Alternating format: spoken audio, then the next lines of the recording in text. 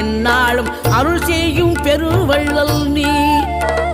மலைதோறும் படை வீடு இருந்தாலும் முருகாயன் மனவீடு வந்து அமர்வாய். நீ மயிலேறி விளையாடி சுவையான தமிழ் பாடல் கனிவோடு தந்து அருள்வாய், கனிவோடு தந்து அருள்வாய்.